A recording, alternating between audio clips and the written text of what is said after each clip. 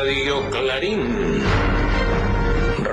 Clarín de Colombia.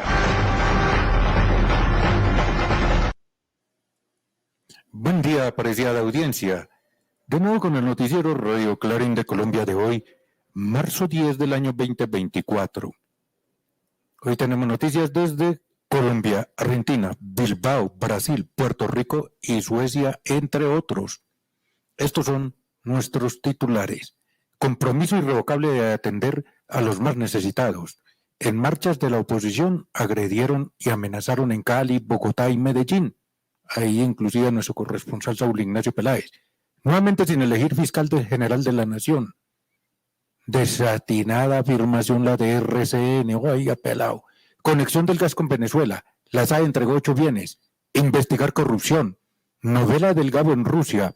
Asesinado líder social y jugadas de clasificaciones a partido único de Copa Suramericana en Colombia. Confusión, fake news en Brasil. Crisis política, económica y social y no entregan medicamentos a centenares de ciudadanos que los requieren en la hermana República de la Argentina. Suecia ya con la OTAN. En curso estaba en Puerto Rico. Genocidio en el Congo. Liquidación premeditada en Bilbao a migrantes africanos. Oiga pues esto. Entramos así, querida audiencia, entonces de lleno al noticiero Radio Clarín de Colombia del día de hoy, con noticias muy de Colombia y concretamente desde Presidencia de la República. Compromiso del gobierno debe ser irrevocable, atendiendo las necesidades de la mujer campesina, de la mujer pobre, de la mujer afro, de la mujer indígena, mejor dicho, de la mujer trabajadora, de la mujer trans, abordando la propia diversidad que ello requiera. Así lo afirmó el presidente de los colombianos el pasado 8 de marzo en la Presidencia de la República de Colombia. Estoy en Sudamérica, querida audiencia, refiriéndose y celebrando, conmemorando más bien el Día Internacional de la Mujer Luchadora. Escuchémosle pues. Construido esta carta que queremos comunicarle a toda la ciudadanía y especialmente a las mujeres en el día de hoy. El compromiso del gobierno debe ser irrevocable, atendiendo las necesidades de todas las mujeres, de las mujeres campesinas, de las mujeres pobres, de las mujeres afro, de las mujeres indígenas, de la mujer trans, abordando la propia diversidad de las realidades y las desigualdades que éstas enfrentan. Hoy en América Latina se escuchan algunas voces extremas, miedosas del movimiento feminista, miedosas de la igualdad, miedosas de la caída del patriarcado y el nacimiento de una nueva sociedad verdaderamente justa. Les tienen miedo a las mujeres libres. Desde el gobierno colombiano se debe compartir y respetar el mandato popular y feminista. América Latina será con la mujer o no será. Hoy la pobreza tiene rostro de mujer.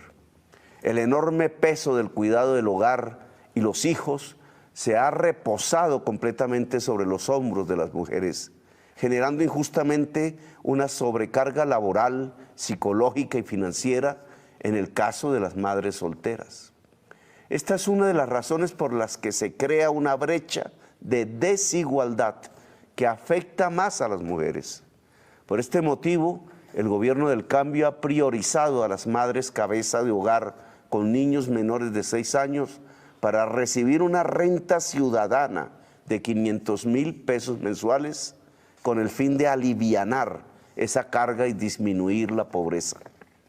El gobierno ha reconocido igualmente la labor de aquellas mujeres nobles, infinitamente bondadosas, que con las uñas han cuidado hijos que no son los propios, sorteando la falta de recursos y brindando afectos en una sociedad que justamente le urge el afecto para sanar sus heridas y cesar su violencia. Por ello, el gobierno ha decretado que las personas que hayan ejercido el rol de madres comunitarias y madres sustitutas por más de 10 años recibirán un ingreso de hasta 1.100.000 pesos, es decir, más del doble de lo que hoy reciben. La mujer campesina ara, cultiva, ordeña, arrea y cuida el hogar cada día desde antes que salga el sol, pero no se le ha permitido ser propietaria de la tierra por aquella rancia costumbre del patriarca que la hereda a sus varones, de la mano de un sistema político que así lo ha permitido. Para el gobierno del cambio, las mujeres son parte primordial de la reforma agraria. Se ha entregado la tierra a la mujer campesina. Se ha lanzado un programa especial de adjudicación de tierras destinado a empoderar a las mujeres rurales, campesinas y pesqueras en Colombia, acompañado de programas de acceso al crédito. El objetivo principal es corregir la inequitativa distribución de los derechos de propiedad. Se necesita reconocer el trabajo y el valor de las trabajadoras del hogar, quienes sostienen con su labor a la sociedad entera. Este trabajo es de carácter vital y quienes trabajen en el hogar deben contar con los mismos derechos que cualquier otro trabajador o trabajadora. De ser aprobada la reforma pensional en el Congreso, toda mujer dedicada al cuidado del hogar podrá tener acceso a un bono pensional o a su pensión. Y hoy recordamos todas sus luchas y reivindicamos sus derechos. Entonces, ¿qué opina? ¿Qué opina, querida teleaudiencia? Precisamente por la clase más desprotegida es que el presidente de la República de Colombia se la está jugando toda. Aunque esto crea berrinche, urticaria en la extrema derecha, pero no digamos en la extrema derecha toda. Lo que pasa es que aquellos seguidores, aquellos que viven bajo los puentes y que se consideran de los partidos de la extrema derecha, que durmiendo allá en la cloaca, en el caño, a la vera del camino, se atreven a decirnos que es que, ojo con Petro, que es porque es que ese guerrillero, que ese comunista, ese mamerto, los va a expropiar. ¿Les va a expropiar qué, señores? ¿Qué? ¿Qué les va a expropiar si ya el amo le expropió su propia dignidad, señor y señora? Petro está es por la igualdad social. Quienes sí se deben de preocupar es aquellos grandes poderosos que han ostentado el poder, que lo han explotado a usted, lo han vilipendiado, lo han vuelto una persona indigna, porque al perder sus privilegios, ellos, los explotadores, carajo, cuando usted, mi querido pueblo, despierte, reaccione, estudie y comprenda, usted no va a aspirar a simplemente ser el empleado. No, es que yo tengo que defender a los grandes monopolios porque ellos sí generan empleo. ¿Acaso usted nació para ser borrego? Usted también nació para ser poderoso, señor y señora. Eran pues las palabras del presidente de la República de Colombia, Gustavo Francisco Petro Rego, refiriéndose al Día de la Mujer. Continuamos con las noticias, pero en este caso nos vamos un poquito para mismo Colombia, haciendo un análisis nuestro corresponsal de lo que ocurrió el pasado 6 de marzo con las marchas convocadas por la oposición en Colombia. De las marchas de la oposición del día 6 de marzo, se desprenden que hubo agresiones físicas y verbal a periodistas en Bogotá, por ejemplo, de RTBC, nuestra colega hermana, medios de comunicación alternativos y contrahegemónicos. En Cali, a una mujer por exhibir pasacalle a favor del gobierno la amedrentaron, al igual que a otro ciudadano, aporreado en la cara.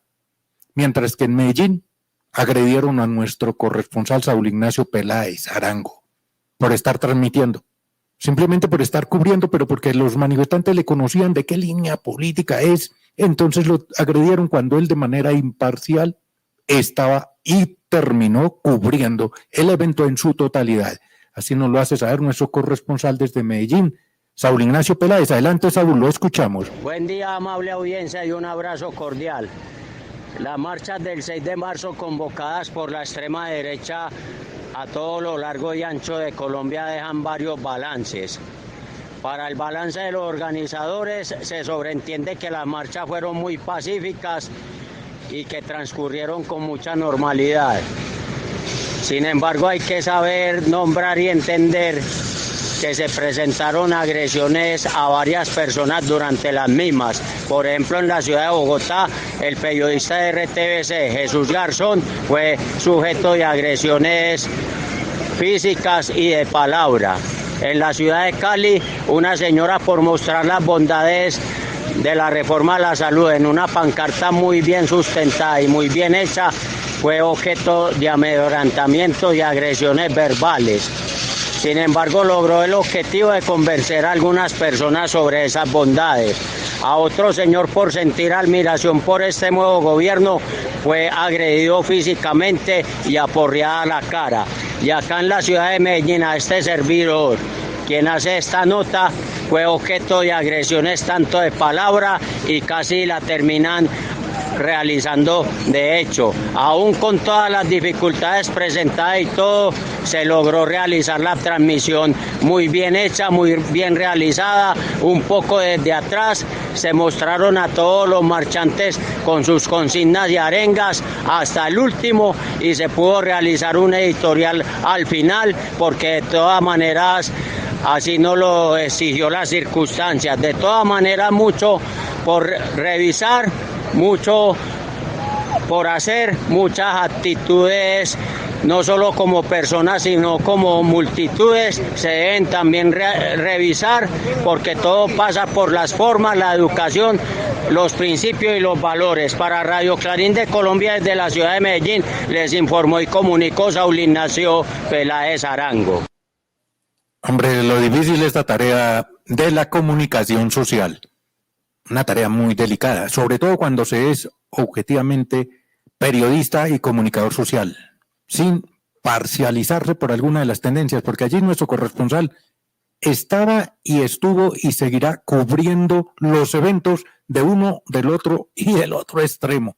De todos los lados se están cubriendo y todos tienen cabida en sus noticieros Radio Clarín de Colombia y Clarín de Colombia. Gracias, Saúl Ignacio. Ahora nos vamos para la hermana República del Brasil. Oiga pues, confusión con los fake news y los neopentecostales, manipuladores de conciencia que buscan seguir adoctrinando a nuestro querido Juan Pueblo. Pero ya los cariocas están reaccionando, y así nos lo hace saber nuestro corresponsal desde Brasilia, Bruno Lima Rocha. Adelante, Bruno, lo escuchamos. Buen día, audiencia. Seguimos con noticias desde Brasil. Miren, hay una especie de disputa, división de las preferencias en la sociedad brasileña. El actual presidente, Luis Inácio Lula da Silva, coordina, yo diría, un gabinete, un gobierno de coalición. Una coalición tan amplia que llega incluso a contener, recibir ex apoyadores de Jair Bolsonaro, de los convictos, no solamente de los oligarcas. Y hay una preferencia de la gente laborante en Brasil, de los que ganan de 1 a 2 salarios mínimos, 1 a 2 sueldos básicos para Lula. En compensación, ha caído el apoyo, ha disminuido el apoyo al gobierno ese de coalición, yo diría de preferencia socialdemócrata, para aquellos que ganan de 2 a 5 salarios mínimos, y entre ese sector ha caído mucho el apoyo desde los llamados neopentecostales, preferencialmente los neopentecostales, que también son sionistas. Este es un problema porque se crea una realidad paralela, como por ejemplo que hay problema de abastecimiento en Brasil, que es mentira, que hay una hiperinflación de alimentos, que también es mentira, y la gente queda confundida. La confusión es la regla hoy por hoy en la política brasileña. Desde Brasil para Radio Clarín de Colombia les habló Bruno Lima Rocha. Gracias, Bruno Lima Rocha, allá en Brasil. Ahora nos regresamos por ahí cerquitica, nos vamos para la Argentina. Oiga, porque si por acá llueve, por allá no escampa. Donde precisamente por un gobierno que apenas lleva 2 escasos meses de gobierno, y que en la pasada emisión les decíamos cómo amenazó y de todo, y hasta dijo a los diputados y a los gobernadores en el recinto, don Milei, que gobernaría con la presencia o aceptación, anuencia del sector político o no, que él se las hacía. Vamos a ver si es cierto. Y hoy precisamente ya la crisis política, económica y social tocan fondo. Si hace 8 días llegó esto hasta el Congreso, allá al Salón de los Diputados, hoy está peor. Y así nos lo hace saber nuestro corresponsal desde Buenos Aires, Leonardo Herman. Adelante, Leonardo. La crisis política, económica e institucional avanza en la Argentina. El fascista gobierno de Javier Milei ha profundizado el enfrentamiento con gobernadores, diputados y con el propio pueblo. Recientemente, en declaraciones en una charla informal en Expo Agro, frente a la sorpresa de los testigos, dijo Javier Milei, refiriéndose a los gobernadores: los voy a mear a todos. Si siguen jodiendo, voy a cerrar el Congreso. Esto es una expresión de lo que venimos denunciando. Es que al fascismo, en esta etapa del imperialismo, le molesta incluso la débil y encorsetada democracia representativa burguesa. Frente a todo esto, la crisis se agudiza producto de la irrupción en la lucha de la clase obrera industrial, que en protestas como por ejemplo la desarrollada en Villa Constitución, avisa de que la lucha recién comienza.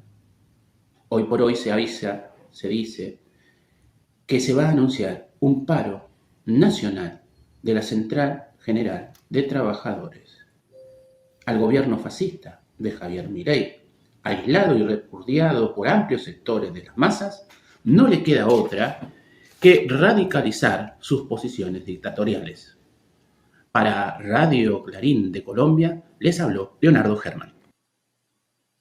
Ahí tenía, querida audiencia, precisamente lo que está ocurriendo allí con los experimentos de mi pueblo, que cuando están bien, entonces se incomodan y quieren regresar a las dictaduras de su amo, porque son felices, como en mi querida Locumbia también, algunos por ahí, algunos despistados, aplaudiendo al amo, y vaya, cómo lloran, cómo gimen, cómo claman, cómo se desesperan, se le alborota la urticaria más al bozal que al marrano, cuando otro esclavo que no se deja esclavizar osa pegarle al esclavizante.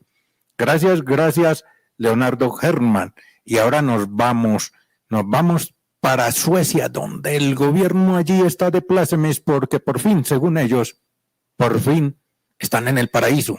Pero falta ver cuál paraíso, si ya lo hemos venido informando, como los estertores de la inseguridad, de la violencia, de la guerra, inclusive hasta otros países, está tocando puertas. Nos referimos a la hermana república ya de Suecia, y así nos lo hace saber nuestro corresponsal José Cheo Sánchez. Adelante, José Cheo. Salud, audiencia. Ya Suecia es oficialmente un miembro de la OTAN, pero desde hace ya varias semanas los nuevos planes de defensa de la OTAN. Suecia ha obtenido un papel clave en la defensa de las áreas geoestratégicamente más importantes de Europa. En este momento, 4.500 soldados suecos están practicando exactamente lo que probablemente se le exigiría en una guerra real: repeler un ataque ruso ya en la Laponia finlandesa. Los políticos rusos se enfurecen contra la medida y la califican a esos ejercicios de provocativo. Todos los ejercicios que se realizan cerca de la frontera aumentan la posibilidad de enfrentamientos militares, afirma el viceministro de Asuntos Exteriores Alexander Grudkov. El gran ejército militar Nordic Response ha comenzado en los bosques del norte del Círculo Polar Ártico. 20.000 soldados de unos 10 países de la OTAN y Suecia practican para hacer retroceder una invasión rusa. Nuestra postura política es bien conocida. Creemos que estos ejercicios tienen un carácter demostrativo y provocativo, dice, según TASS, el viceministro ruso de Asuntos Exteriores, Alexander Grudkov, y anuncia que Rusia está siguiendo esos ejercicios muy de cerca. Para Radio Clarín de Colombia les habló José Cheo Sánchez. Quizás mañana no veamos al gobierno sueco y a la mayoría de su pueblo, de eso de la extrema derecha, pidiendo clemencia por el mundo. que por favor que les envíen ayudas. Puede hacer que eso no se dé. Qué mejor que vivir en paz. Claro, una paz sin claudicar, pero es que allí ellos no tenían ningún peligro, Suecia, solamente por complacer al amo, por experimentar qué se siente ser el amo. ¿Qué le da? Qué boronita allá de los Estados Unidos y de la misma OTAN.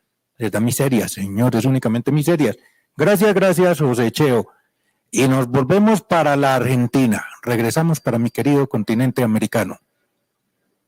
Aldo Javier Pinto murió de cáncer, es lo que afirman por ahí algunos.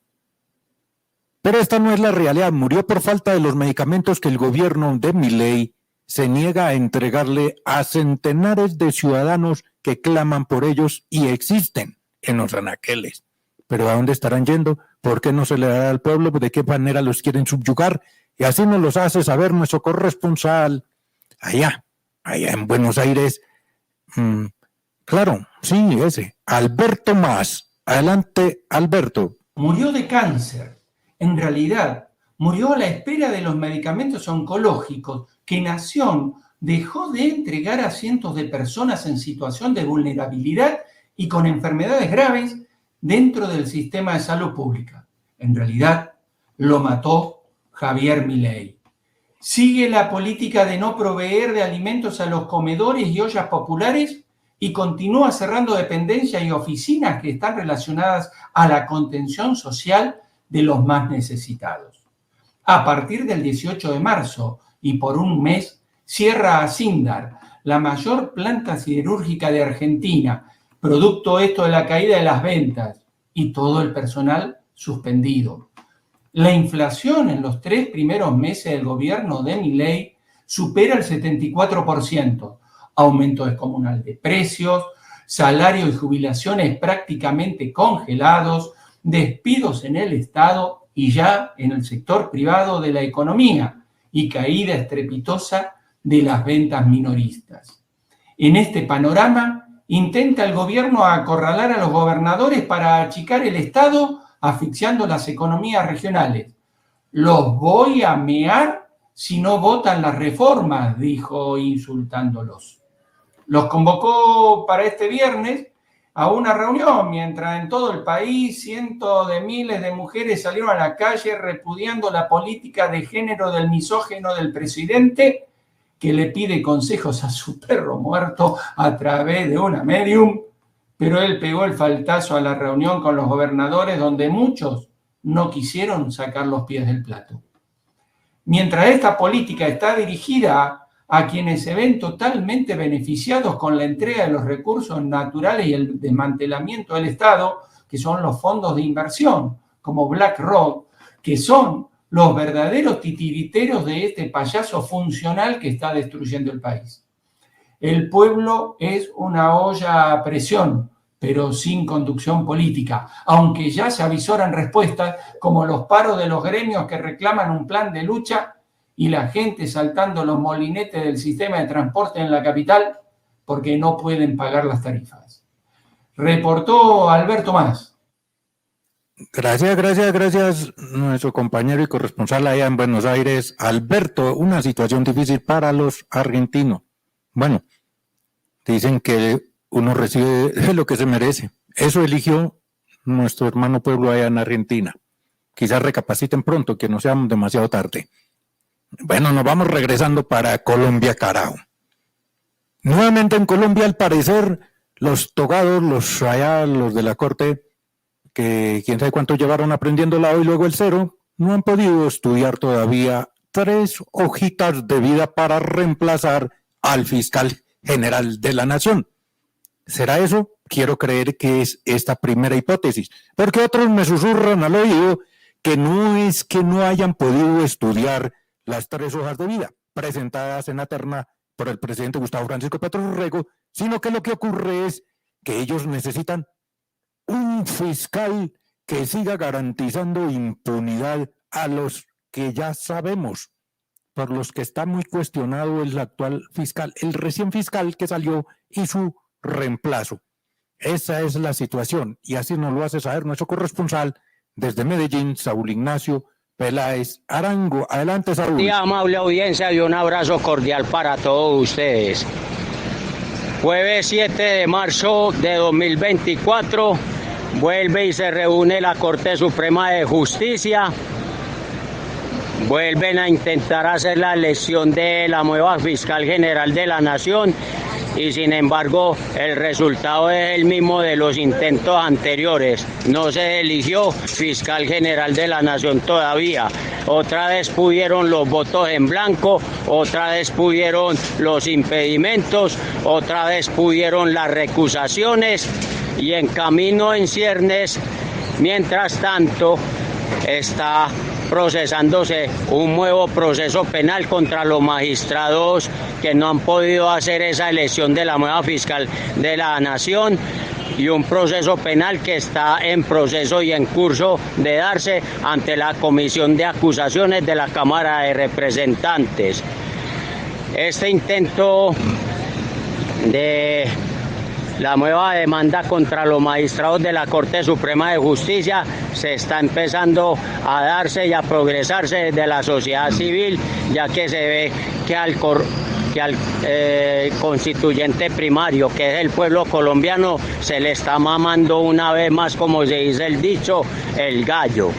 Desde el mes de diciembre que debió haberse dado los trámites a esta elección de la nueva fiscal general de la Nación, los 23 magistrados de la Corte Suprema de Justicia han hecho lo que han querido con el constituyente primario y eso no puede ser así consuetudinariamente. Alguien los tiene que parar, alguien los tiene que poner en razón para que definitivamente eviten ellos ser penalizados ante la Comisión de Acusaciones de la Cámara de Representantes. Para Radio Clarín de Colombia, desde la ciudad de Medellín, les informó y comunicó Saúl Ignacio Peláez Arango. Gracias, Saúl Ignacio. Ahora nos vamos para el pueblo boricua, allá, Puerto Rico. Los boricuas están muy inquietos, demasiado inquietos, porque en este momento está en curso una gran estafa en Puerto Rico. Y así nos lo hace saber nuestra corresponsal desde San José, Puerto Rico, Berta Lluverches. Y adelante, Berta. Buenos días, audiencia. Esta semana se está fraguando una gran estafa en Puerto Rico. Un robo al pueblo con el nombre de Plan de Ajuste de Deuda en el mismísimo edificio del Tribunal Federal estadounidense aquí en la colonia. Esta es la supuesta reestructuración diseñada por la Junta de Control Fiscal de una deuda ilegítima impuesta a la Autoridad de Energía Eléctrica. Ilegítima porque fueron bonos mal manejados, a veces hasta engañosos, y que no todos son asegurados. Muchos de estos fueron comprados por apenas 10 centavos de dólar, y los buitres que los compraron quieren que se les pague más de 10 veces su valor. Y esos son los que precisamente ese plan de ajuste beneficia. El plan, llamado el PAD, pretende aumentar el costo de la factura de energía en Puerto Rico por más de 35 años. Recorta las pensiones de los trabajadores presentes y futuros. Paga en efectivo 700 millones de dólares en comisiones a los asesores de la Junta de Control Fiscal, además de otros miles de millones a bonistas. Cambia la calificación de bonos no asegurados en asegurados para que sean los bonistas los que cobren antes de que se invierta en mejoras del sistema energético, etcétera, etcétera. En toda deuda se supone que se dé prioridad al servicio al pueblo y si sobra, entonces cobran los bonistas, pero en una colonia es todo al revés. Sin embargo, esto no les será fácil. Esta maniobra colonial traerá más cierres de pequeños negocios, más despidos, más emigración y más sufrimiento en un país donde el 60% de nuestra niñez ya vive en pobreza y la calidad de vida se ha deteriorado para la mayor parte de nuestra población. pero hay fuerzas en movimiento que han puesto un frente de lucha consistente. Desde que se comenzaron las vistas del PAD, también ha comenzado un campamento de resistencia y denuncia frente a la misma corte, donde le exponen la realidad al pueblo a la vez que manifiestan su oposición a tal estafa. Desde Puerto Rico, para Radio Clarín de Colombia, les habló Berta Yuberchechi. Grave la situación allá en Puerto Rico, pero los boricos están despertando, están reaccionando.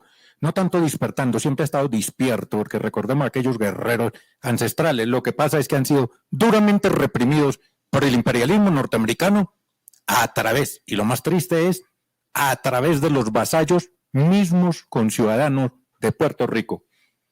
Gracias Berta Lluver. Ahora nos vamos para Sudáfrica, donde no es distinta la situación, en unas partes por corrupción y en otras partes por criminalidad, por genocidios. Así está ocurriendo en Sudáfrica, y no solamente en Sudáfrica, sino también en Bilbao del Estado español. Lo sentimos precisamente por nuestro hermano pueblo allá africano, porque si no los matan dentro de su territorio, los matan en otra parte, los persiguen, estigmatizan y de todo. Claro, ¿y por qué? Porque les interesa a los grandes imperios y a la monarquía española las grandes riquezas que hay en el subsuelo del territorio africano. En el Congo se desarrolla el más grande genocidio que tenga cuenta la historia de África. Y a los que logran huir o exiliarse, desplazarse o estar clandestinos por allá en otra ciudad para que no los maten, los que llegaron a Bilbao están llevando del bulto. Y así nos lo hace saber nuestro corresponsal, Diallo Ablay, desde Bilbao. Adelante, Diallo. Buen día, audiencia de Radio Clarín de Colombia. Aquí les habla su corresponsal, Diallo Ablay, representante internacional de la Organización Panafricanista Mundial, OPAM, presidente de OPDH y secretario CONAICOP África y Diáspora Africana. En su resumen semanal nos vamos al continente africano, precisamente en la República Democrática del Congo, donde hay un genocidio en la sombra. En la República Democrática del Congo, precisamente en el oeste del país, están masacrando y matando a decenas y decenas de miles de personas en estos últimos años, y en estos últimos días, en cada día mueren alrededor de 700 personas, entre ellos niños, mujeres y personas mayores.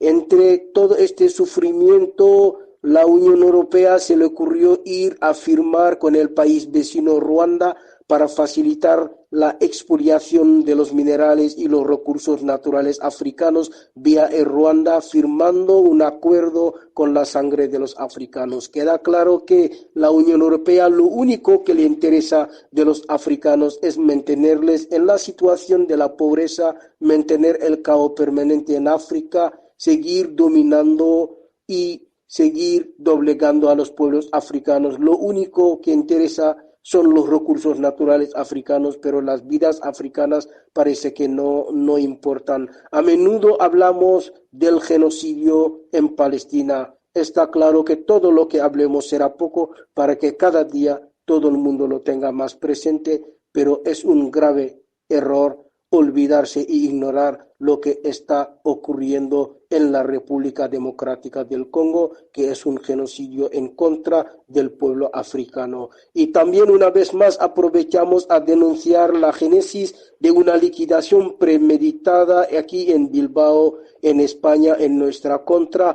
Actualmente el gobierno español y el gobierno vasco en alianza, yo creo que están sobrepasando todos los límites de las violaciones de derechos humanos, del Estado de Derecho y del derecho internacional en nuestra contra, algo que pedimos a todo el mundo que se una en solidaridad para poder defender los derechos humanos y evitar que los colonialistas occidentales esclavistas sigan maltratando el pueblo africano en total impunidad. Desde Bilbao les habló su camarada Diallo Ablay para Radio Clarín de Colombia. Dura la situación que viven los hermanos africanos, no solamente en su territorio, sino por fuera de él, buscando paz, pero le están dando otra cosa. Gracias, Diallo Ablay. Nos regresamos para Colombia, donde muy a nuestro estilo de su noticiero Radio Clarín de Colombia les tenemos el más ligero resumen de la semana. Subsidios para los más necesitados Afirmación de RCN, la más desatinada. Conexión de gas con Venezuela es un complemento. La SAE entregó 8 bienes. Esto es a campesinos y demás que necesitan las tierras para trabajar. Investigar corrupción. Novela del Gabo. Oiga, ¿dónde fue a dar la novela del Gabo? En Rusia y asesinado líder social en Colombia. Es pues nuestro resumen de la semana. Buenos días, Presidencia Colombia. Centrar el subsidio en la gente que más lo necesita, orientó presidente Petro al nuevo director de Prosperidad Social, Gustavo Bolívar. El presidente de la República, Gustavo Petro, dio orientaciones para la gestión de prosperidad social, para que los recursos se centren en la gente que más lo necesita, los niños, debido a su imposibilidad para trabajar, y los adultos mayores, cuyas familias no cuenten con recursos suficientes para su manutención. Presidente Gustavo Petro. Esta información de RCN es un desatino. No se puede comprar tierra en Colombia por el avalúo catastral, porque esté desactualizado desde hace décadas. Se compra la tierra por el valor comercial para lograr que la reforma agraria sea un acuerdo nacional y no un acto de expropiación. RCN Radio, Contraloría General alertó sobre la compra de predios por parte de la AN, que habría incurrido en sobrecostos de más del doble de los avalúos catastrales. Presidente Gustavo Petro. Me reuní con el señor Gupta, la máxima autoridad en asuntos de estupefacientes del gobierno de los Estados Unidos. Le regalé un sombrero zenú y él me regaló un águila americana. Le dije que había que transformar el águila americana en una paloma de la paz. Presidente Gustavo Petro. Siempre hay que ver la conexión de gas con Venezuela como un complemento. Habrá gas de Venezuela en Colombia y electricidad de Colombia en Venezuela. En el mundo se comercia antes que nada con los vecinos. Cuando Colombia complete su matriz de energía limpia, la demanda por gas disminuirá sustancialmente. Caracol, proceso de paz del gobierno y el ELN, regresaron los encuentros de la sociedad civil. Después de la crisis en los diálogos entre el gobierno y el ELN, las actividades propias del proceso de paz se reactivaron, como son los encuentros del Comité Nacional de Participación, que entró en su recta final de diseño de esta estrategia que busca que la sociedad civil diga cómo se quiere vincular al escenario de la paz. Cuarto de hora. En un esfuerzo por impulsar la transformación social y económica en la región Caribe de Colombia, la Sociedad de Activos Especiales, SAE, entregó 8 bienes, el pasado 1 de marzo, 4 en el Atlántico y otros 4 en Bolívar. Estos bienes, confiscados al narcotráfico, están destinados a ser administrados por víctimas del conflicto armado y población vulnerable, marcando un hito en la redistribución de la riqueza y la generación de oportunidades para comunidades históricamente marginadas. Sputnik Mundo. Petro ordena investigar cualquier caso de corrupción dentro del gobierno. El presidente colombiano, Gustavo Petro, ordenó a todas las entidades del gobierno buscar e investigar hechos de corrupción que puedan existir y sacar a quienes sean encontrados culpables. Esto sucede después del escándalo donde se compraron 40 camiones cisterna destinados a llevar agua potable a las comunidades de la región. Sputnik Mundo. La novela póstuma de García Márquez es lanzada en Rusia, simultáneamente con el resto del mundo. Una novela inédita de Gabriel García Márquez sale a la luz en Rusia, como parte de un lanzamiento global, confirmaron a Sputnik en el grupo editorial AST, telesurtv.net. Indepaz denuncia nuevo asesinato de líder social en el Cauca. Dairo Giovanni Akite era un reconocido líder y autoridad ancestral del resguardo indígena de Santa Rosa, ubicado en el municipio de Inza, Cauca. Este líder fue asesinado cuando se movilizaba en motocicleta por Bitonco, zona rural de Páez, informó Indepaz este martes. Fin de la noticia. Gracias. Y cambiar el águila americana por una paloma de paz, le dijo Petro al presidente de los mandíbulas largas. Ahí pues, el mensaje es clarito, trabajar todos por la paz, no entrenando ejércitos, no convenciendo arrestados o repúblicas, como hizo con Suecia, para que se metan más a atizar la guerra y para que lleven a sus soldados, a los hijos del pueblo, a combatir en defensa del imperialismo, no en defensa del pueblo. Bueno, y nos regresamos a Colombia con los deportes, porque no todo tiene que ser política ni tristezas. Y qué mejor que sea nuestro compañero y corresponsal Saúl Ignacio Peláez que nos narre en qué consistió las jugadas de clasificaciones a partido único de Copa Suramericana.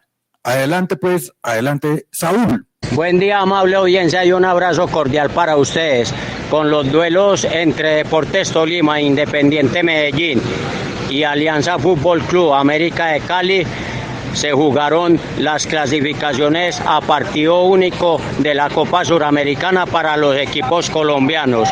En el primero de los enfrentamientos, Deportes Tolima tuvo un muy buen dominio de balón en todo el primer tiempo.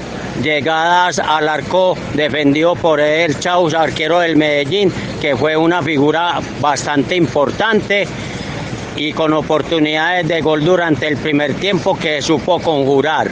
Para el segundo tiempo el Independiente Medellín mejoró en todas sus líneas, reaccionó al embate del Deportes Tolima, se vio un partido más fluido, con llegadas de ambos lados, pero sobre el final Independiente Medellín pudo haber sacado mejor ventaja en los 90 minutos. Terminados los 90 minutos a 0 goles, se definió desde el punto penal y el Independiente Medellín fue ganador desde esa vía por 4-2. Y en el segundo partido entre América de Cali y Alianza Fútbol Club, jugado en la ciudad de Barranquilla, donde este último equipo hacía la condición de local, Alianza Petrolera fue superior en los 90 minutos y por ende venció 2-0 al América de Cali.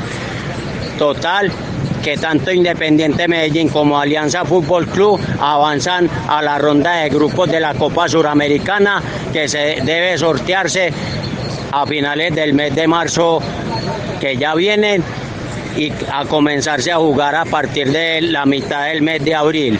Para Radio Clarín de Colombia, desde la ciudad de Medellín, les informó y comunicó Saúl Ignacio Peláez Arango.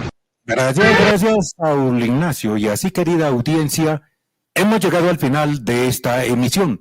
Hasta el próximo día. ¡Felicidades! Radio Clarín. Radio Clarín de Colombia.